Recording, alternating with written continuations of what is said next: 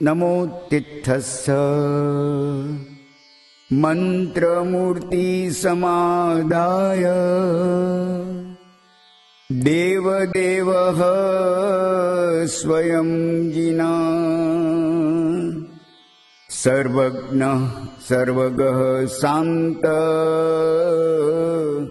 सोऽयं साक्षात् व्यवस्थितः। अनंत उपकारी तीर्थंकर परमात्माना शासનમાં અધ્યાત્મયોગી આચાર્ય દેવશ્રી શ્રીમદ વિજય કલાપૂર્ણ શ્રીસજી મહારાજાના શિષ્યરત્ન ગચ્છનાયક પૂજ્યપાદ આચાર્ય ભગવંત શ્રી કલાપ્રભ સુરીશ્વરજી મહારાજા એવં પૂજ્યપાદ શ્રી કલ્પતરુ સુરીશ્વરજી મહારાજા અને તેમના જ આજ્ઞા અનુવર્તી સાધ્વીવર્યા શ્રી જીત પ્રજ્ઞા શ્રીજી મહારાજ સાહેબના શિષ્યા પૂજ્ય જય પદ્મા શ્રીજી મહારાજ સાહેબ તથા પરમ પૂજ્ય સાધ્વીજી શ્રી જય દર્શના શ્રીજી મહારાજ સાહેબની પાવન પ્રેરણાથી અને તેમના વિશ્વ કલ્યાણની કામનાને લક્ષ્યમાં રાખીને પરમ ભદ્રંકર પ્રસાદી આ મંત્ર સાધનાને અમે પ્રસ્તુત કરવા જઈ રહ્યા છીએ. અમારો આ પુરુષાર્થ સૌને નિરામય બનાવીને પરમ પદ સુધી લઈ જાય એવી અમારી પ્રાર્થના છે.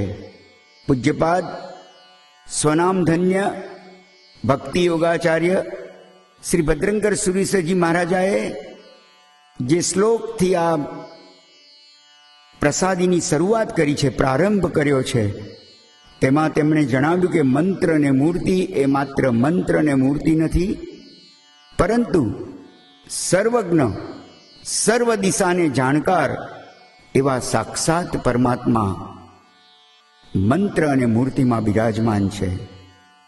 શું આપ આત્માની અનુભૂતિને ચાહો છો? મનની આધિ, તનની વ્યાધિ અને જીવનની ઉપાધિથી મુક્ત થવા ઈચ્છો છો? માનસિક તણાવો, સંબંધોના અણબનાવો અને ભયોની ભૂતાવળથી મુક્ત થવા ઈચ્છો છો? તો આત્માનંદની પ્રાપ્તિ સાથોસાથ આ સાધનાથી રાક્ષસો રક્ષા કરે છે, પ્રેતો પ્રીતિ કરે છે અને ભૂતો વિભૂતિ કરે છે. યંત્ર મંત્ર અને તંત્રની આ સાધનાના અદ્ભુત એક ભાવ વિશ્વમાં જતા પહેલા મા સરસ્વતીના ચરણોમાં વંદન કરીએ. પૂજ્ય પન્યાસી મહારાજે સરસ્વતી માતાની વ્યુત્પત્તિ કરતા કહ્યું કે સ એટલે તે, ર એટલે અગ્નિબીજ અને સ્વ એટલે અહંકાર અને તી એટલે પરમાત્માની શક્તિ. સ્વરમાં પરમાત્મા પોતે વિરાજમાન છે અને વ્યંજનોમાં પરમાત્માની શક્તિ વિરાજમાન છે. અહંકારનો નાશ કરીને ર અગ્નિબીજ દ્વારા અહમમાંથી અરહમમાં પરિવર્તિત કરતી આ સાધના દેહાલયને દેવાલય બનાવે છે. માત્ર પરમાત્મા દેહથી સિદ્ધ શિલામાં બિરાજમાન છે, પણ શક્તિથી તેઓ 14 રાજલોકની અંદર બિરાજમાન છે. નિગોદથી નિર્વાણ ભૂમિ સુધીનો એક અદ્ભુત રોડમેપ આ સાધના દ્વારા આપણને પ્રાપ્ત થવા જઈ રહ્યો છે.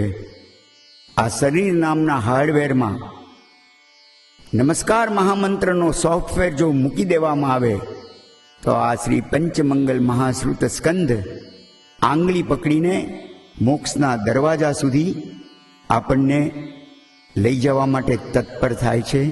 આવો એ સાધનાની શરૂઆત શિવમસ્તુ આદિ પ્રાર્થના દ્વારા અને આત્મરક્ષા મંત્ર દ્વારા એની મંગળ શરૂઆત કરીએ. પ્રણામ.